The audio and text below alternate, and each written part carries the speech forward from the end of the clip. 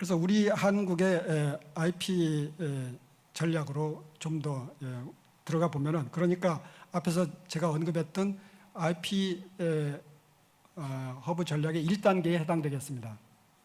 이거는 앞에 박선중 국장님이 설명하신 거하고 약간 겹치는 부분도 있는데, 이와 같이 IP의 중요성은 다시 강조할 필요가 없겠습니다.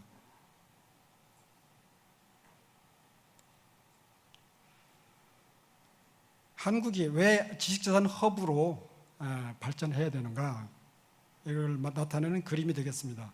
이거는 IP를 보호를 잘 함으로 해서 IP 출원, 등록, 그리고 비즈니스, 그리고 IP 거래, 금융, 그리고 IP 서비스, 이런 것들이 다 활성화되고 결국은 창업이 많이 일어나서 활성화돼서 경제 발전되고 일자리가 많이 늘어나는 그런 것을 꿈꾸는 것이죠.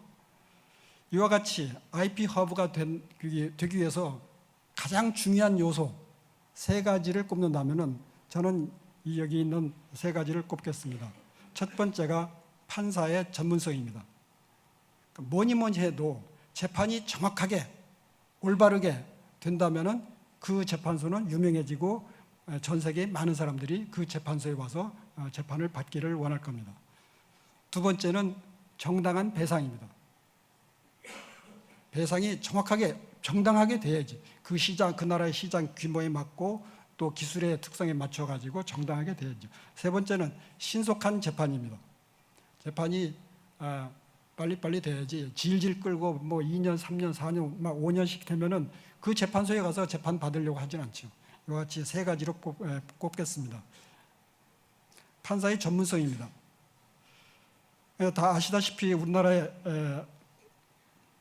특허법원도 있고 또 지식재산 전담 재판부도 설치되어 있죠. 지방법원에, 서울지방법원에. 그런데 여기에 전문 판사가 부족한 것이 사실입니다.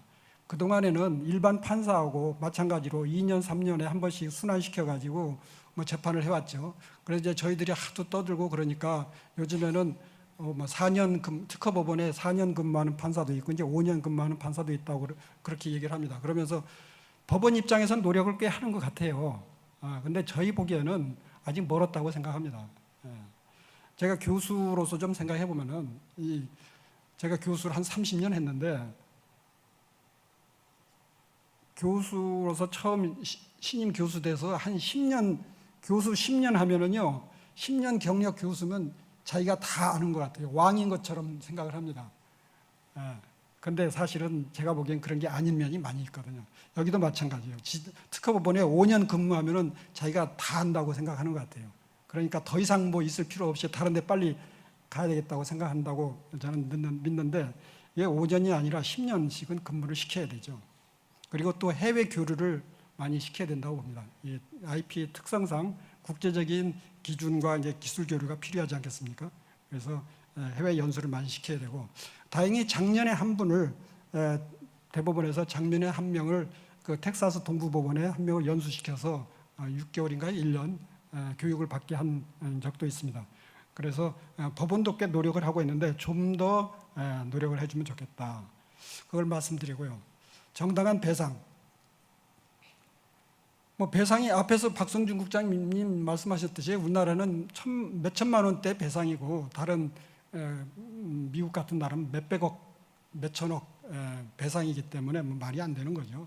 그러니까 배상을 제대로 해야 되겠다, 이것이죠.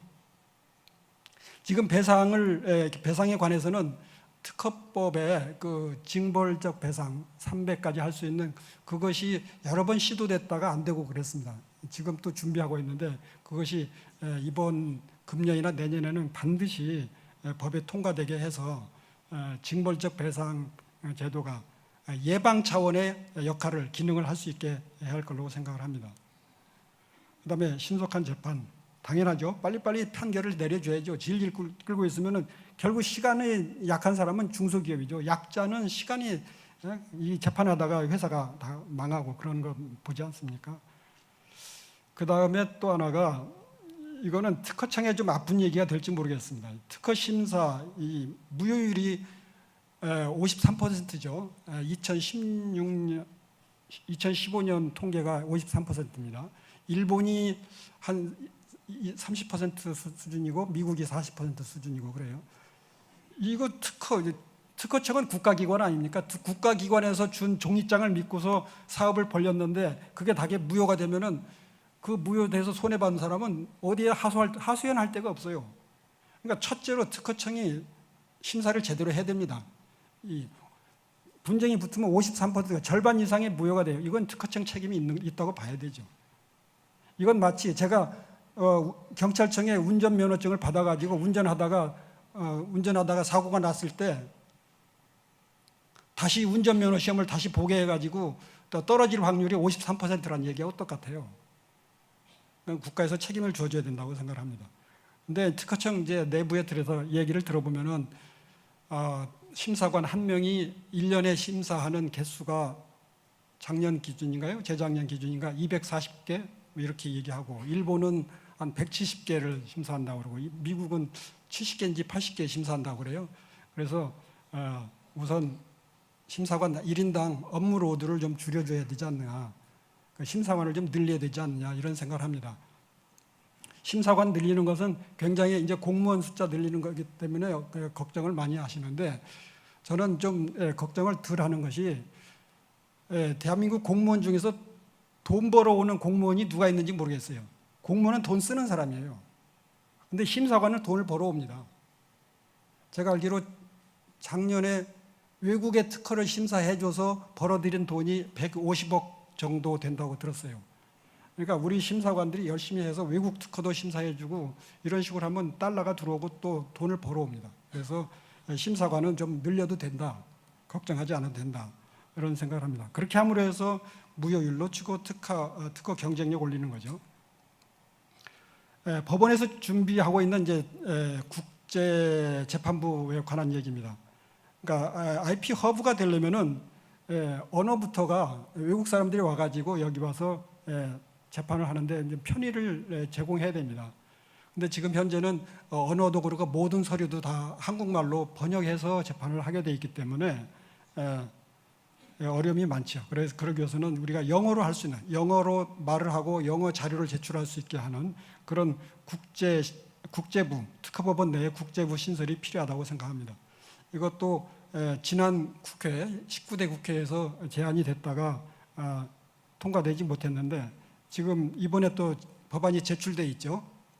법원조직법 개정안에 이것도 반드시 통과돼 가지고 일단 중국 사람이든지 일본 사람이든지 또 그 외 사람들이 한국에서 재판할 때 언어의 어려움이 없게 해주는 것이 필요하겠다고 생각을 합니다.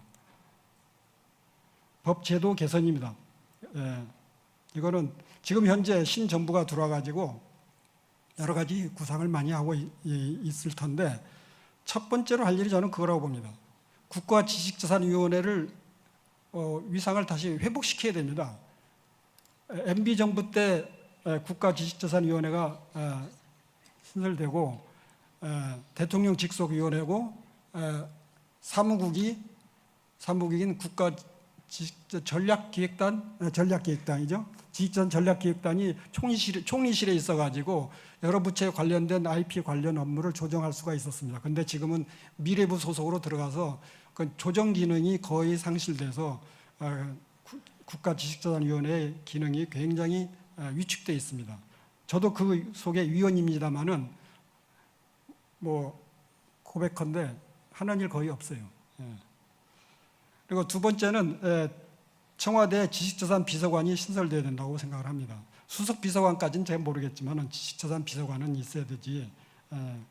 그리고 세 번째로는 지식재산처 또는 지식재산부가 신설되는 것이 정말 필요하다고 생각하는데 이거 참 어려움이 있는 것 같습니다. 이 정치인들이 그러니까 지식재산은 보이질 않잖아요. 보이질 않으니까 눈에 안 보이니까 이런 얘기를 잘 안 해요. 그래서 이런 것들은 우리가 열심히 목소리를 높여가지고 최소 저는 이번 정부에서 최소로 할 거는 국가지식자산위원회를 위상을 환원시키는 거고 특허청을 지식재산처로 해서 IP 관련 업무를 총괄하는 그런 것까지는 우리가 해야 되지 않나 이런 생각을 합니다.